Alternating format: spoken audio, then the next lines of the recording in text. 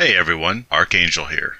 Everyone knows the propaganda. Males dominate everything, and females are repressed with no representation in greater society, which is a huge, gigantic fat lie with a side order of baloney. Oh yes, people will parrot mass domination of males in all aspects of society, yet the visibility of males running affairs demonstrates the opposite, female elevation. The truly perceptive mind will parse out reality within illusion, and the truth is, male dominance proves female superiority. Huh? What? So, I heard a life insurance commercial talking about how some lady was concerned her husband was switching jobs and couldn't take his policy with him, and he was on high cholesterol medicine, and how this company will shop around and get the best deal for you, blah, blah. Indeed, I have heard commercials by this same company previous to this, talking about how George was on high blood pressure medication and he was getting sky-high quotes from everyone else, but this company got him a sweet deal, yada yada, etc. Now, the first thing that comes to mind is that they are always using males with ailments as examples. It would seem that males and problems are thick as thieves, whether it is the male causing the problems, or whether they are experiencing problems due to their inferior murdering, raping, plundering biology. So, obviously, a dysfunctional guy is the example. And why do males have so many ailments so early? Because we squeeze them of energy, labor, and life vitality, which is their very health, that they might provide for the benefit of others. That's right, males are used and demeaned, so they have more ailments sooner in life than the pampered royalty who we protect because of their lower abdomen gestational crucible. However, following the storyline of a wife concerned about her husband's life insurance, it's not hard to see why she cares. And if you look deep, you will see what is going on. Life insurance is essentially tool insurance. Understand, people depend on male's provisional capacity, and when that male expires from excessive usage or unseen calamity, the dependents need some sort of financial reassurance that they will be tended to when their cash cow is dead and they have not yet secured another labor source. Consider the truth. Insurance is there to secure continuity of lifestyle. Whether your car or your house or your business is damaged, insurance exists to make you whole, that you may continue on. Well, what insurance companies really do is promise outstanding coverage and protection, then try everything in their power to weasel and exempt their way out of financial responsibility when you actually file a claim. Anyhow, males are viewed as tools, objects of production, replaceable and discardable, like a car or a television. Dudes are widely recognized as utilities by everyone, so these imbecilic, unhygienic tools that are needed, depended on by hungry mouths. If they are suddenly struck down, the life insurance is sequestered to fill the financial void left in the absence of the disabled tool. The irony is that we squeeze males mercilessly for utility, and we shame, mock, and besmirch them as we do. Then they get early ailments from life vitality vampirism by greedy, ungrateful parasites. But further, we get males to fund their own life insurance policies. So we abuse them, then goad them into ensuring that we have resource continuity when we have killed them. Let me repeat, males are viewed and treated as disposable tools. If you have any doubt, look at our expectations of either sex. For instance, when a female commits suicide, we feel sad. We should have recognized her pain. It is a tragic loss. When a guy kills himself, people's immediate reaction is that he was selfish. We offer him no compassion. He is needed to pull his weight in the family, in the community, in society. We expect things from males, protection and provision. And when a male offs himself, we label him with disgrace and see him as selfish because he put himself before the welfare of a female somewhere. A mother, a sister, a wife, a girlfriend, a daughter, some anonymous loudmouth muffin top who depends on his tax dollars funding the welfare that she gets for her 12 kids. Some female, somewhere, will suffer utility loss because he thought of his suffering before the collective feminine's welfare and comfort. We think nothing of his pain, but we sympathize with those who will suffer a lack of potential provision in the wake of his super selfish self-extinction. Now, indeed, I may paint with a wide brush. People will assert, oh, you're completely off base. Life insurance is to ease the burial expenses that would otherwise burden the surviving family. And in some cases, this is completely relevant and applicable. However, the true origins of life insurance is as a guarantor of provision from days when families were totally dependent on a male's labors for their sustenance. Before the days wherein the state availed itself to the position of alpha provider to the collective feminine through such social programs as welfare. I talked to a guy who owns an insurance agency, and he admitted as much. Life insurance developed to benefit the widows of men who died working in the mines or at the steel mill or on the battlefield. Oh, you betcha! Now you can get life insurance policies on women, wife, mom, etc. But life insurance is a stark product of gynocentrism. Gynocentrism can be understood simply as male disposability, men as tools, shovels for feminine welfare. Thus, in a paradigm where we depend on males, like we depend on cars, a market has arisen to provide financial reassurance in the face of loss, whether it is a house, a car, or a paycheck of a murdering, raping, Y-chromosomed man-ape shovel. It has nothing to do with easing the pain and suffering of those left behind by husband or dad's absence, but rather it is a financial stopgap to sustain the grieving widow until she finds another provider. You see, the greater picture is, when you look at society, you see generous male representation in sports, government, religion, corporation. And upon such observation, the prevailing propaganda springs to relevance, and most people will think, you know what? I think the feminists are right. Guys run everything, and that's not fair to women. However, if that is what you see, some sort of patriarchal world of male privilege, because you see robust representation of males in all aspects of society, then you are as ignorantly dense as the rest of the flocking population swaying to Miss Andrews' greatest hits. Understand, males make things happen. Males have strength, which lends itself to movement, and thus labor. Males also harness genius, which allows for precision and coordination of such labors, meaning males do everything in this world. Since males do everything, hence society springs up around those who do everything, those who provide shelter, technology, wealth. Are we following the logic here? It's not hard to understand. Life circles rich sources of creation, which males are. Now, since males are used for their labors and protections, because females don't want to dig the ditches or storm the beaches of Normandy, thus males have to. And since males do the work, they are visible in the positions of the labors they perform. Wow! What a vile misogynistic conspiracy. Ladies, you want to do all the work with equal efficacy? By all means, please do. You may take over the hazardous occupations and get killed in war. But then, due to decreased strength efficiency, the collective feminine effort would fall below what males are capable of. So, in the interest of quality and time, males get everything done, and many die in the process, even as spoiled females leech off male laborers, simultaneously bellyaching about male visibility as they accomplish what females are too weak or too lazy to do. You see, humans are gynocentric, and this paradigm does not allow males to dominate for male benefit. So, listen close. The epiphany, the secret truth behind male visibility in governing bodies, whether government, religion, or corporation, is, it doesn't matter which sex is in charge. All persuasions of humans push a gynocentric agenda. That's what is meant by humans are gynocentric. All of them, regardless of their locker talk about bitches and hoes.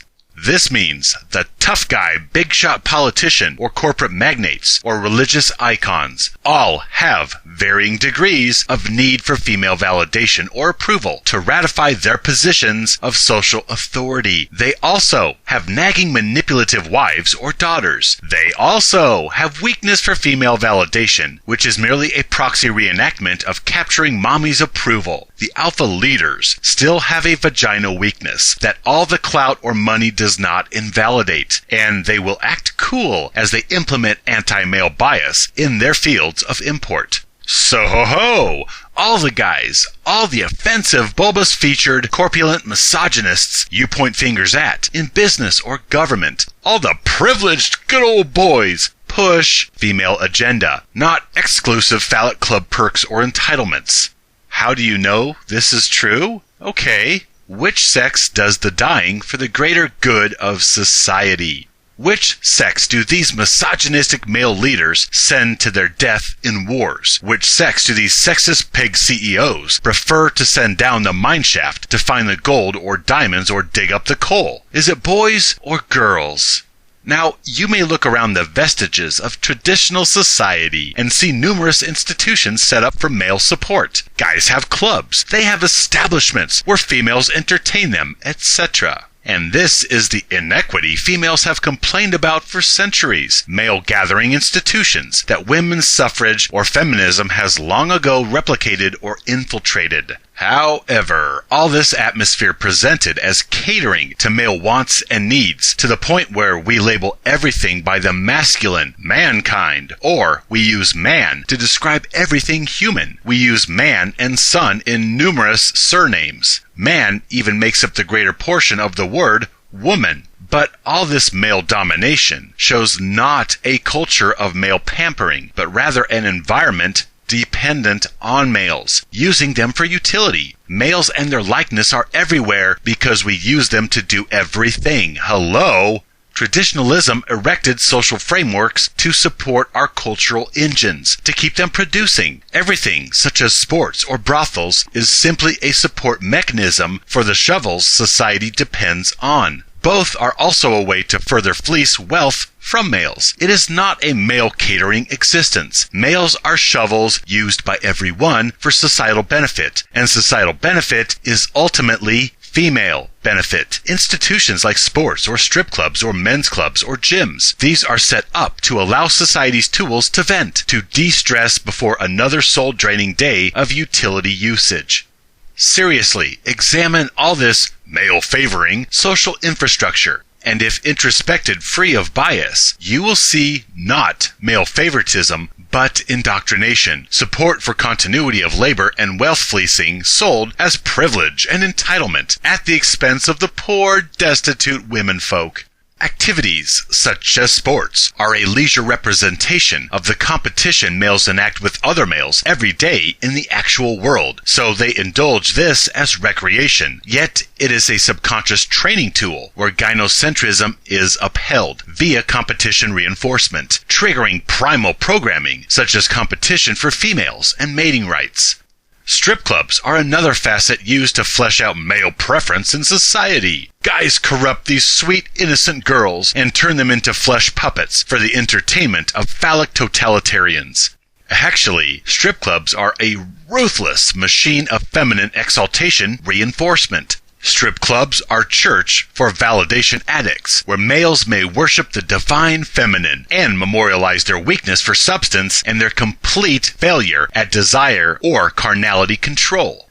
I cannot emphasize this enough. Strip clubs do not display male privilege. Strip clubs are not men patting each other on the back for being masters of the universe, manifest by naked chicks entertaining them. It is really a house of feminine exaltation, where disillusioned addicts come to offer homage to their deity. Females have bellyached for decades about guys going to strip clubs. It's sexist. It objectifies women. Blah, blah, etc.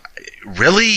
You mean the gyrating females do not objectify the male patrons coming through the door as a paycheck for them?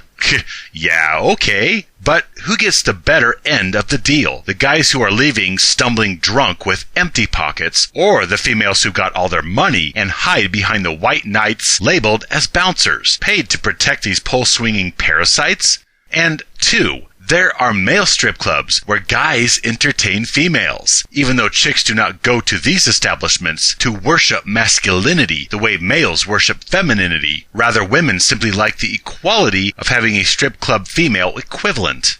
Strip clubs do not celebrate men. They further subjugate men to female exaltation and manipulation. Well, how about boys-only clubs, such as Boy Scouts? Surely this points to male favoritism at the exclusion of females, thus proving a male-pandering environment. Yes?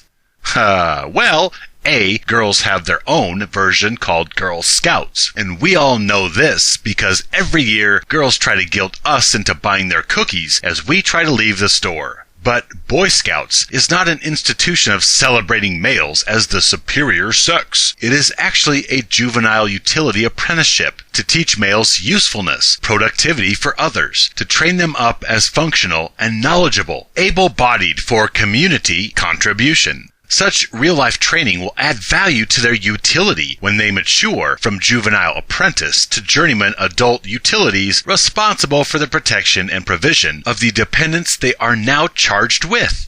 Boy Scouts, which starts as Cub Scouts, directed by dead mothers, which shows females have influence in this male-only club. Yet Scouts is a training course utility tutelage for juvenile shovels, so they can deal with wilderness threats, or make a certain knot, or handle an emergency when the females around them are screaming and depending on the male to defend them.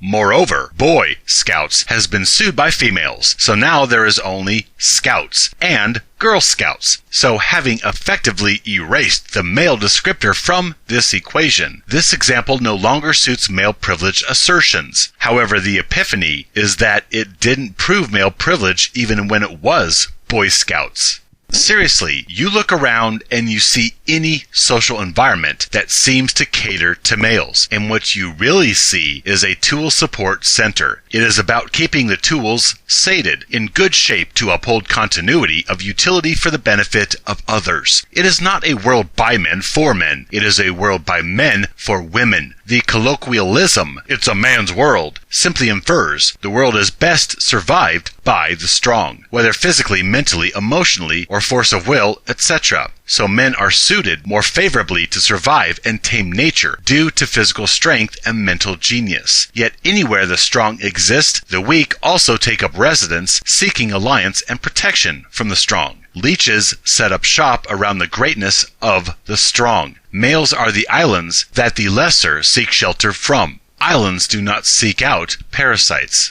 So the fairy tales and propaganda want you to think that it's terrible. Guys get together and have clubs or sports or whatever, wherever else guys gather. That this is sexist against women. Women need equity in gathering places and institutions also. Well, males do all the work, and if they do not have any leisure or release, they will go postal and stop providing. Seeing males everywhere is seeing that males are those who do everything. So obviously, you expect to see the worker who does the work.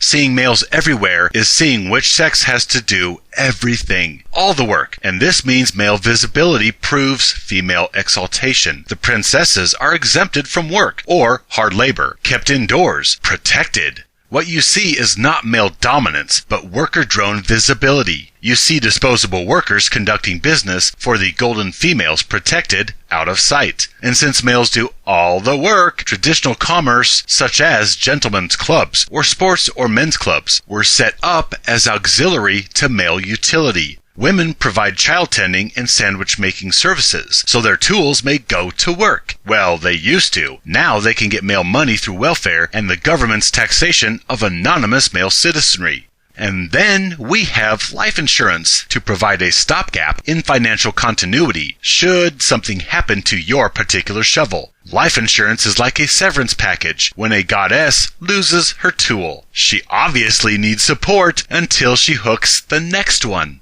If you really look around, everything proves female elevation, male discardability. Males labor, females receive the benefits of that labor, such as life protection in times of war.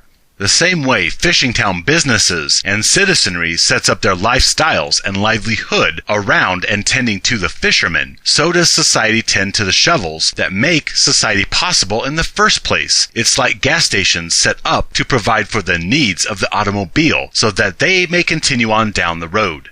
We tell fairy tales that society is forced to cater to males with sports or gentlemen's clubs, which provides some sort of oppressive superiority. But really, this is simply a support network to keep males contented and producing.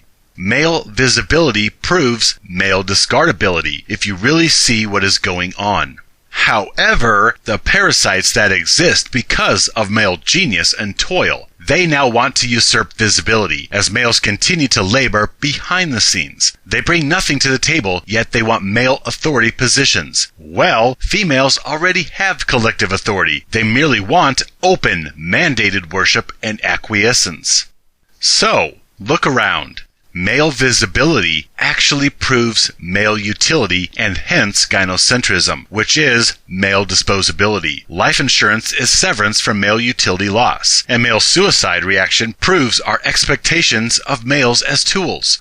Open your eyes to the truth. There is no male privilege, patriarchy, or exclusive phallic club. There is gynocentrism and varying degrees of males backstabbing each other to be this week's flavor of the month, lapping up the attention and approval of the ruling feminine. I hope this helps to clear up the male dominance, visibility, and representation malarkey in reference to female oppression. If not, I will continue until people understand that females have privilege, males are discarded. My friends, stand with me, live free.